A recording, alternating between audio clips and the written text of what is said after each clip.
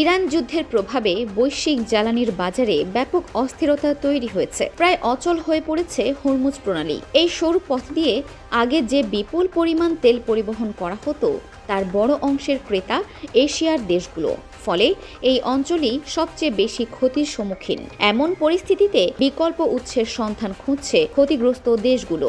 এদিকে ইরান সমর্থিত হুথি বিদ্রোহীরা সংঘাতে যুক্ত হওয়ায় মধ্যপ্রাচ্য পরিস্থিতি আরও জটিল হয়েছে এবং উপসাগরীয় জলপথে জাহাজ চলাচলের ঝুঁকি বেড়েছে। এর সরাসরি প্রভাব পড়েছে তেল সরবরাহে। বার্তা সংস্থা এপি জানায়, এমন অবস্থায় রাশিয়ার অপরিশোধিত তেলের দিকে ঝুঁকছে এশিয়ার দেশগুলো। মস্কো থেকে জ্বালানি আমদানির জন্য প্রতিযোগিতায় নেমেছে তারা। মধ্যপ্রাচ্যে সংঘাতের ফলে বিশ্বের মোট তেল সরবরাহের প্রায় 1/5 বাধাগ্রস্ত হয়েছে, যা বৈশ্বিক অর্থনীতির ওপর বড় ধরনের চাপ সৃষ্টি করছে।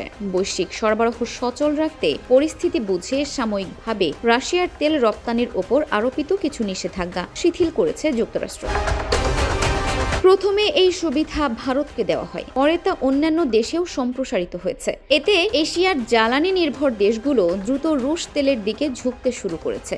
একদিকে জ্বালানি চাহিদা যেমন দ্রুত বাড়ছে, অন্যদিকে বিপুল পরিমাণ বৈদেশিক মুদ্রা আয় করছে রাশিয়া। তবে বিশেষজ্ঞরা বলছেন, রাশিয়ার পক্ষে দীর্ঘমেয়াদে সরবরাহ বাড়ানো সহজ নয়। দেশটি ইতোমধ্যে প্রায় সর্বোচ্চ সক্ষমতায় তেল রপ্তানি করছে। তার উপর 4 বছর ধরে চলা ইউক্রেন যুদ্ধ এবং ইউক্রেনের সাম্প্রতিক ড্রোন হামলায় রাশিয়ার জ্বালানি অবকাঠামো ক্ষতিগ্রস্ত হওয়ায় রপ্তানি সক্ষমতা আরও চাপে পড়েছে।